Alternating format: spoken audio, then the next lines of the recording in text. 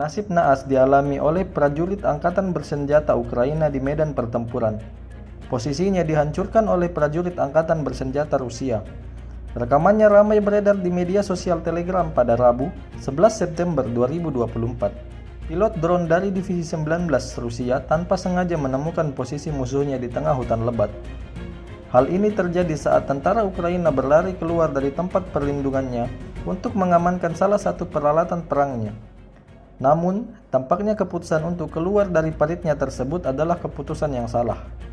Menyadari dirinya dalam pantauan drone Rusia, tentara Ukraina itu kemudian langsung kabur, lalu kemudian disusul oleh serangan bom Rusia di belakangnya.